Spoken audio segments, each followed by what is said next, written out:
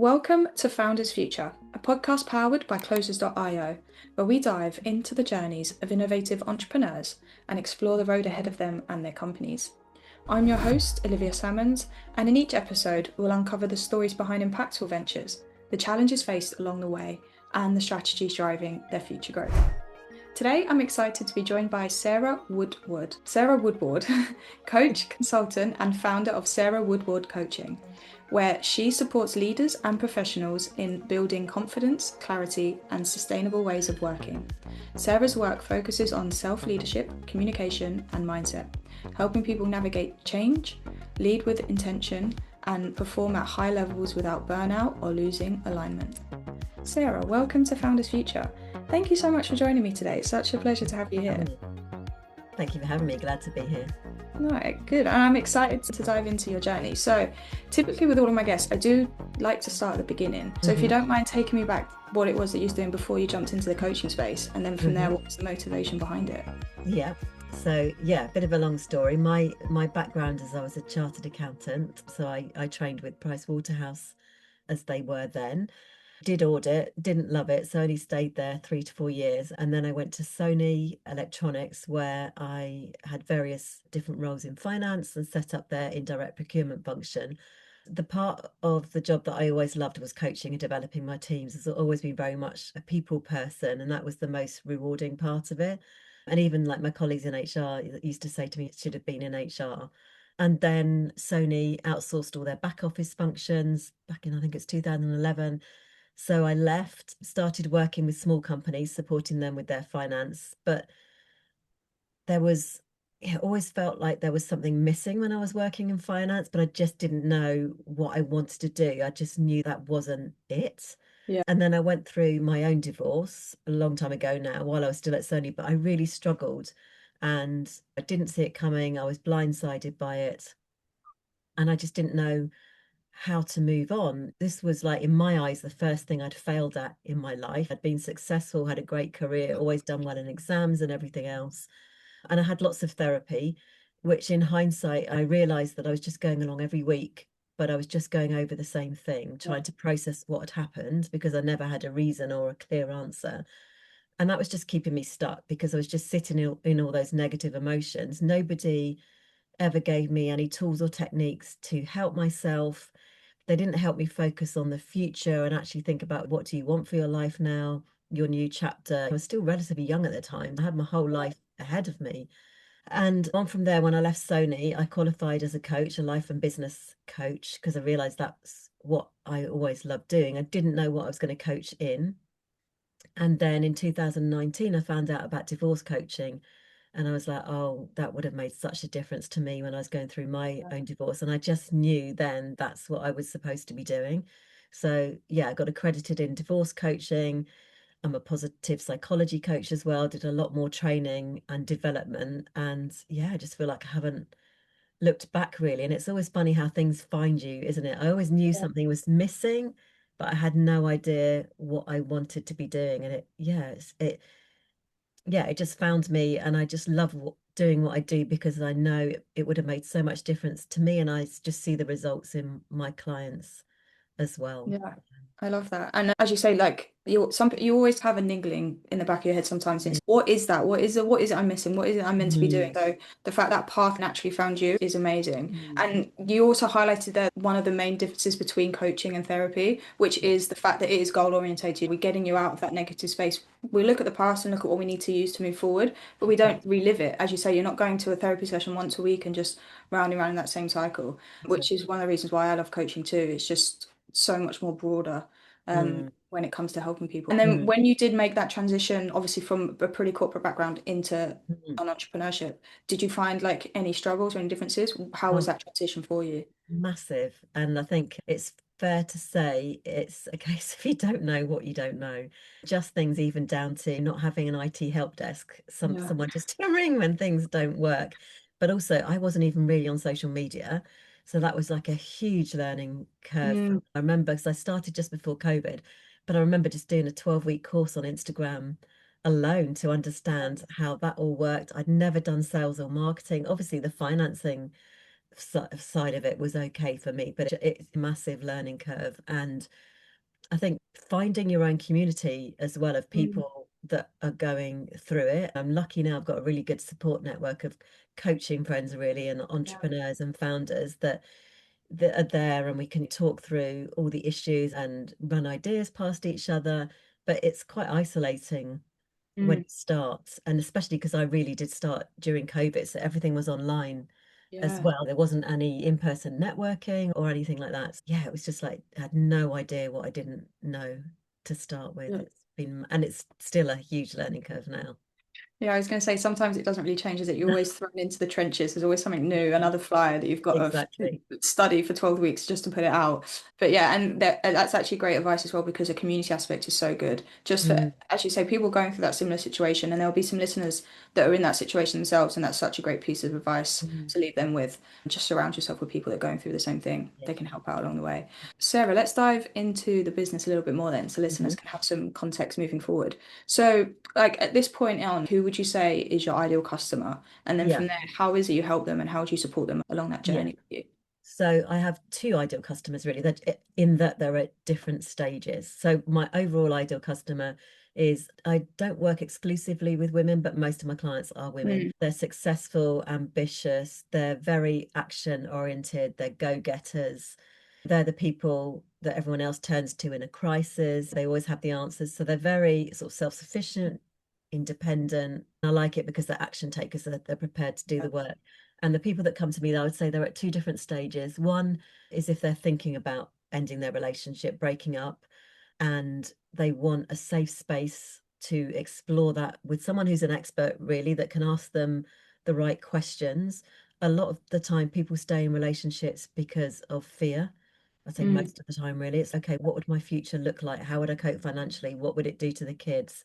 All these fears and stories that you tell yourself in your head. And what we do is we really look at that and break that down and help them get clarity on what their options would be. And the second stage of people, I would say it was like myself, they're in the midst of a breakup, probably wasn't their decision, didn't see it coming, and they're just trying to come to terms with it and then look forward in terms of what it means for their future. And when you're in the midst of it, it's really hard to think about your future because your future isn't how you imagined it was going to be, and it's just been taken away from you. For a lot of clients, we can't even look that far ahead to start with. It's very much day-to-day basis and getting some of the basics in place. But I love the positive psychology, and I'm very much that all the challenges we face in life, there are silver linings and something better will come from it. You will grow from it. You will be happier. You will be stronger. And again, I know you can't think that when you're in the middle of it, but I see a big part of my role is to give my clients that hope and inspiration that they will get there, and to help them achieve that. Yeah, I love that. So really be that silver lining for them. Just Yeah. and it is easy to say and a lot harder to do, but sometimes just that daily reminder is just enough to help people through that kind of situation.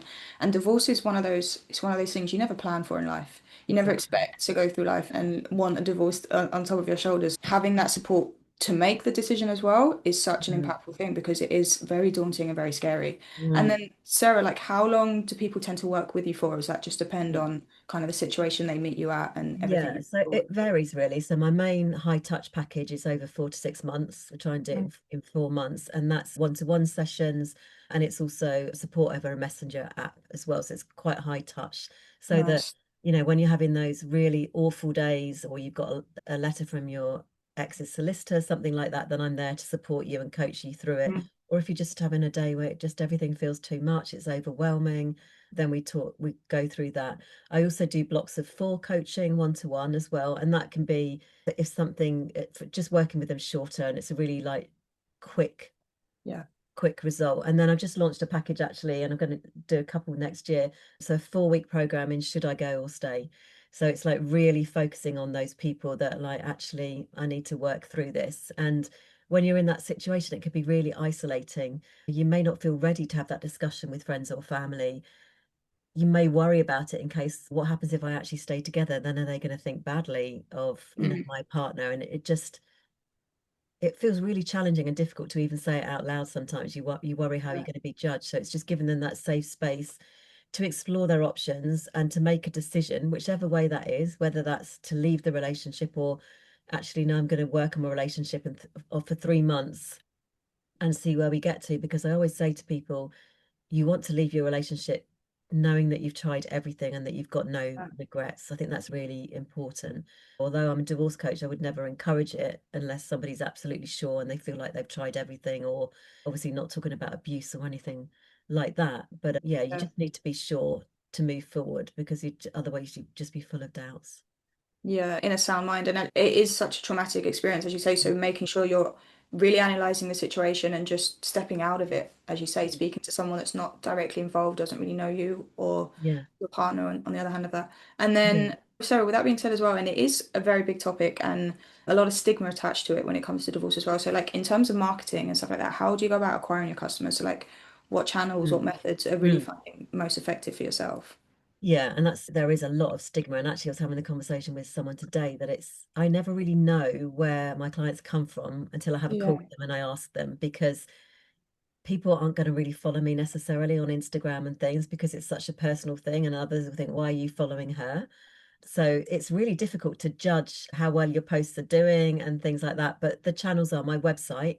So I put Mm. blogs on my website. I get a lot of visitors to that, and Google. And actually, one of my recent clients found me on Chat GPT. Social media definitely works. And then networking and referrals. So whether that's referrals from ex-clients, friends, or solicitors and other Mm. professionals as well, because very often solicitors is a first point of call for some people. So yeah, so it's a mixture of those really. Amazing. But nice that you have a mixture of everything coming Mm, in from different angles as well, and you're not just relying on one source.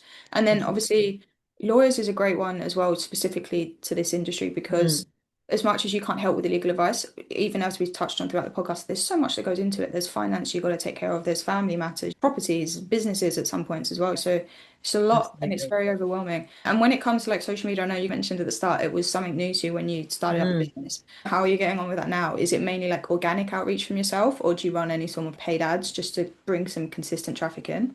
So it's both. So it's mainly Okay. organic at the moment. I did run ads last year and they did work well. And interestingly, I've had a couple of clients recently that came in through my Facebook ads last year. So they've been on my list for a year. So that's made me realize, oh, there's actually, there can be quite a long nurture time as well. And I Yeah. think that's one of the messages I try to give, in terms of I can help you get through this so much faster.